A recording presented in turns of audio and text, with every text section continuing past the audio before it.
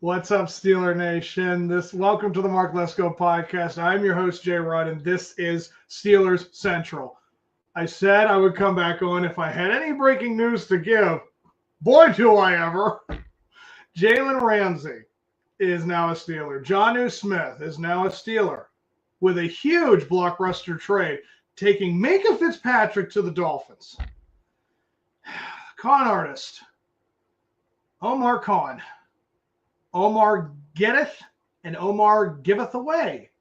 I'm starting to kind of have this weird backwards feel about this. I mean, that's kind of what these trades have been like, where you get great news and it's really awesome. I mean, when I saw that we were getting Jalen Ramsey, I'm just basically jumping up and down. And then I found out what the trade piece was, and it was the center, or it was the safety position. One of the most important positions on defense. All Pro Bowl guy. I mean, I think getting a cornerback like Jalen Ramsey not only is going to be testing JPJ, but now you're kind of wondering, I mean, what wide receiver has a chance against these skilled cornerback positions? That is insane. That room is now completely stacked. It's awesome. I cannot believe that we had acquired that. And I also think this answers the Steelers' WR2 question. It's quite clear Arthur Smith wants to work with Jonnu Smith again.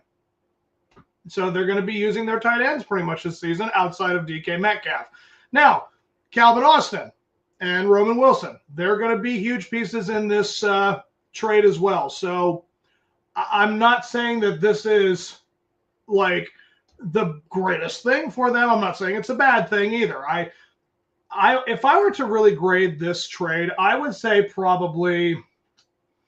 I'd say it's a solid B for the Steelers. Solid. I don't think it would be less than a B minus, but the Minkah thing to the Dolphins, that helps them a great deal. I mean, Minkah is only 28 years old. He has still got so much left to play, and I think that this does kind of give you a clear implication of what was really the deal with Fitzpatrick and the Steelers. They kept kind of throwing him out on more and more in the field like we were noticing, and apparently it really wasn't a great relationship. I don't know how else to say it. I mean, again, it may not be negative. I'm just kind of giving that idea that if you're just willing to give up an all Pro Bowl guy like that to a fellow AFC team, I don't know. I just that kind of rubs me the wrong way. I don't like how that looks, really. The fact that they were not using him correctly, and now all of a sudden they trade him away. I mean, they made him the highest paid safety at one point in the NFL, and he was worth it, but he had not been performing all that well with the last couple of years. But again, they weren't really using him the way you were supposed to. So I don't know. It's one of those yay, nay, like, good and then bad. Like it's always that. It's kind of the like when you finally get a good grade in school and they don't expect anything less from you. So the joy is sucked away almost immediately, where it's like, I finally did something right, and now I got to deal with that kind of mentality. And it's interesting. I very much love them. I love the aggressiveness of Omar Khan. The man is just such a dude. I mean, he's basically that action hero in those old 80s movies that kind of just like has the cigar in his mouth and like cocks the big machine gun, just starts going like that, and he just kind of gives a wink to the camera. Like, he's just that kind of guy. He just brings so much kind of chaos. Like, I very much like the I don't know what's going to happen kind of mentality to this fan base. Like, every time we see a move, we're just kind of like, oh my gosh, like, this guy is just so unique at what he does. He very much likes the drama. He likes all of the attention. So I'm very much here for it. It's a great implication that we're going for it this year. So it answers very many big questions, but are they going to try and acquire someone for the safety position. Everyone's going, well, now you're WR2. Either you're ignoring that or you're going for safety. It's quite clear, like I said, with the WR2 situation, that's going to be their mentality. They're going to use Pat, they're going to use Darnell, they're going to use Jonnu, and they're going to use DK.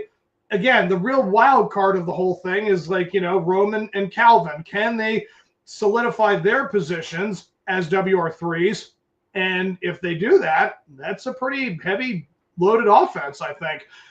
Guys like Caleb Smith and Jalen Warren, I mean, it's very much a complete offense, I think, now, knowing that that's what they're going to do. And Jonnu Smith is fantastic. I've seen his numbers for Miami. He had career highs in receptions and touchdowns last year. I mean, he really has solidified himself as a pretty reliable tight end.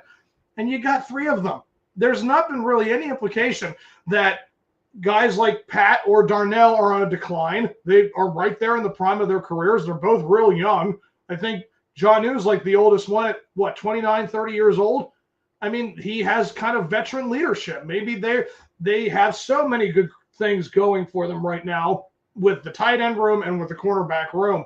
But now it's a question, I think, is it going to be kind of them opening the door for a guy like Simmons from Denver? Like, are they going to bring another safety in? I'd like to think that's going to be the case. There's not been any. I can't believe what they're going to be doing on that side of the ball, or I'd like to know what they're going to be doing. That's a good question. With Deshaun Elliott getting his extension, that's great for the free safety or the strong safety. And you got Thornhill right now, or Thornhill as your option. So that seems like that's not the way to go as opposed to Minkah, because I know Minkah's talent is way more obvious than Thornhill's. I just feel like we're constantly having to accept what Omar Khan does, because it does seem like we get more, but then we have questions again, and we have to fill it all out. But they could easily go and acquire another safety, and they still have the TJ Watt talks, going on. I'm not saying that I'm in love with this deal completely, but I do think it is, on paper, that is a smart move to go with. But again, losing an all-pro bowl guy, I mean, I just don't know that.